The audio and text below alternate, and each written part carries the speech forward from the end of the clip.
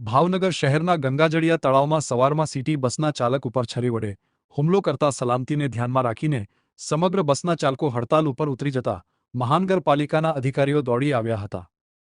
રિક્ષા ચાલક દ્વારા કરવામાં આવેલા હુમલાને લઈને મહાનગરપાલિકાને સિટી બસના ચાલકોએ સલામતીને લઈને કાર્યવાહી થાય તેવી માંગ કરી હતી. જો કે અધિકારી તરફથી બાહેધરી મળ્યા બાદ હડતાલ પર ઉતરેલા ડ્રાઈવરો સિટી બસના કામે લાગી ગયા હતા.